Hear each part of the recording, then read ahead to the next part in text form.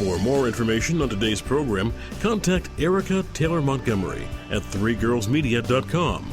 Now, back to Punch, Media and Marketing Made Easy on the Bay Area's business leader, AM 1220 KDOW. Good morning and welcome back to Punch, Media and Marketing Made Easy on 1220 AM KDOW, the Wall Street Business Network. I'm your host, Erica Taylor Montgomery, and you can visit us online and get more information on today's topics on the Punch Marketing blog, as well as find the archives of all of the past topics we've discussed. The website is punchmarketing.biz. That's punchmarketing.biz. Our topic this first half of the show is how to increase your blog following, and our guest is Dale Stalega of SavvySpice.com. So, Dale, let's talk a little bit about coming up with content, because I think, especially for new bloggers and even for seasoned bloggers, writer's block definitely happens, and coming up with fresh topics on a frequent basis is sometimes very difficult to do. So what would you suggest for that? So I would suggest the easiest thing that our tip that I can offer is to constantly be thinking and paying attention to when I'm walking down the street, especially in San Francisco, you see funny things happening all the time, or just listening to people's conversations. I know it sounds kind of weird, but if you're driving to work, just watching the news, just constantly be thinking, or if you hear something and you're like, oh, that gives me an idea, just, write it down in your iPhone or have a notepad. And I constantly am coming up with ideas just while I'm out and about during the day. And if you write that idea down, then you have it for later. You can then when you're home at night, you can just start writing your blog posts. And especially with the news, I watch, the Today Show every morning, and you'll get ideas. For example, I remember a year ago, a cobra snake escaped from the Bronx Zoo. And so I wrote about that day, how to wear snakeskin print, because I have my fashion blog. And even though it sounds kind of silly, you can make connections with current events. And if everyone's already talking about a topic, it's going to make it more relatable and more topical. Plus, you're going to get more SEO, actually, because if everyone's Googling a certain topic and you're writing about it, even though it might not be your exact type of content, it's going to get you more traffic as well, just from Google and all the search engines. I think it's a great idea to try to make your post topical and go along with major topics that are trending. And then some other ideas, I think, that are very good to come up with basic content is maybe look at the FAQ page on your website. Every single one of those questions could be turned into a blog post. Or if you don't have an FAQ page, think about the kinds of questions that potential clients or current clients ask you on a regular basis. What kinds of things normally come up in those beginning conversations? And each of those topics can be something terrific to blog about. And then lastly, another suggestion is to set up Google Alerts. And setting up Google Alerts is so easy to do. You simply go to google.com/alerts and then enter keywords that are appropriate to your particular industry or line of business. And then every time Google finds a new article or something online with those keywords in it, it's going to email you directly to your inbox. And you can use those news stories as inspiration for blog posts to write on your blog. So there are a lot of different ways that you can go about coming up with fresh content. So, Dale, let's talk a little bit about getting people to comment on your blog, because I know that sometimes if you're blogging and blogging and blogging and you're not getting any comments at all, you wonder, is anybody reading my blog? Is it impacting anyone at all? So what suggestions do you have for that?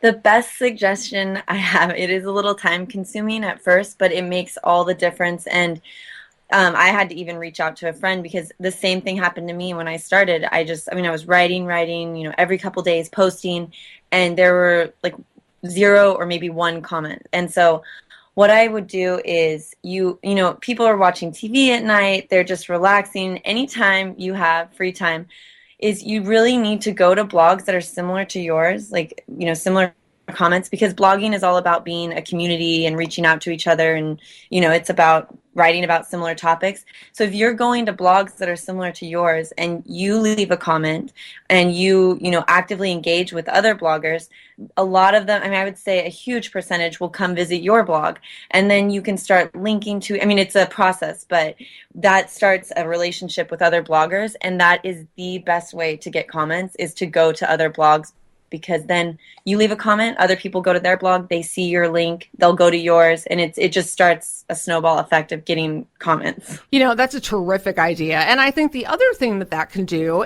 like you said, it can build a relationship with other bloggers who cover topics that are related to your particular industry or business.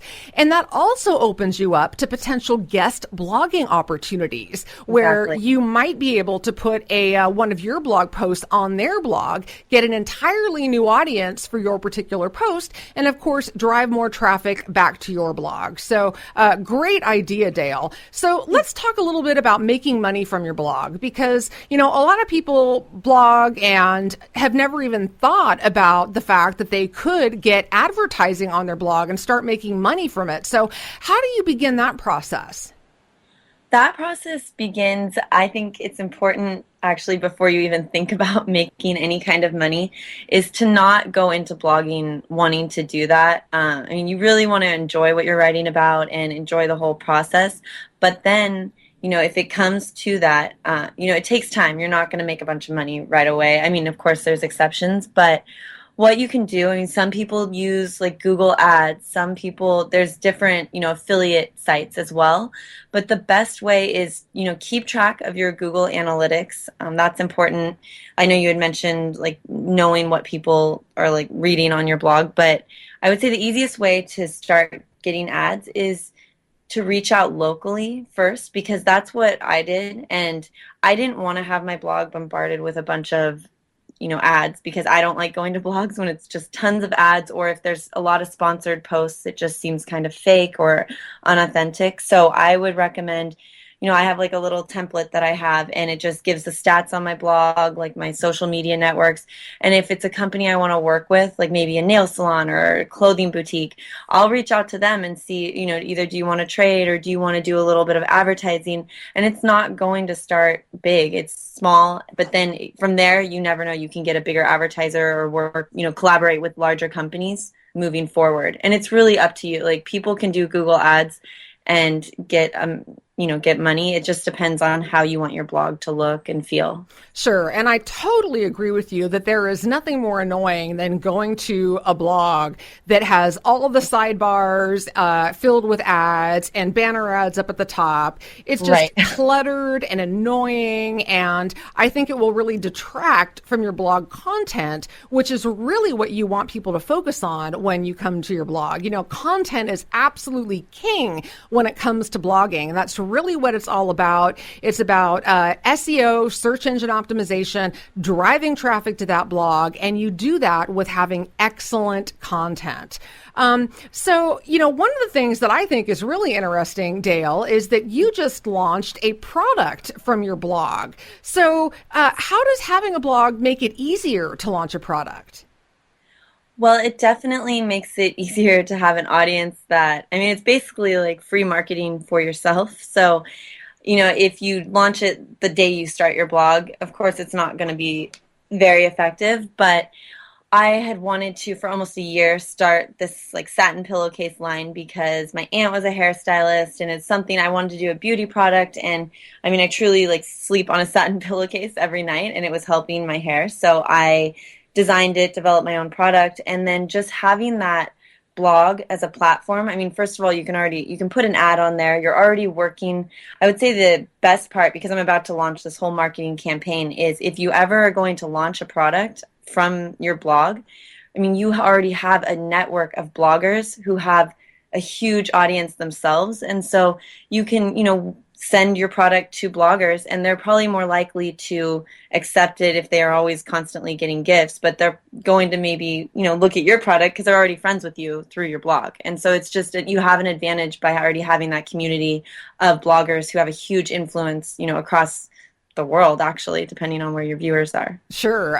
Very, very important, again, to start building relationships with other people who are blogging in your particular industry topics. So, yes. Dale, we only have a couple short minutes left, but what are a couple of important tips that you could give to a beginning blogger? The best tips I would give is, first of all, I mean, know what your content is going to be about, but don't ever feel like your blog cannot change, because the first few months of blogging it's almost like a test. You're going to see what people respond to, and your blog can always change. So if you have a topic that you like, or you're probably going to be writing about a similar topic, but if you decide, certain posts do better than others, you never have to feel like you're stuck in a certain category of blogging. And then secondly is to just never give up. Like, there's going to be days that are really hard, or you maybe feel like your traffic's not even going up at all, but to just stick with it constantly. Like I said, write down those ideas, blog, and the best thing you can do is just to never leave your blog for a couple months. I mean, if you're trying to be serious about it, because that can lose so much traffic. Just constantly try to keep up with it and, post as many times as you can, really. Absolutely. There is no such thing as too much blog posting, and consistency is absolutely critical to post on the same days of the week and even the same times of day if you can do that. Dale, thank you so much for being on the show today. Thank you. I have really enjoyed the information, and people can find your website at savvyspice.com. And when we come back from the break, we're going to switch topics and talk about how you can use Pinterest for your business. You're listening to Punch, Media and Marketing Made Easy on 1220 AM KDOW, the Wall Street Business Network. I'm your host, Erica Taylor Montgomery, and we'll be right back after the break.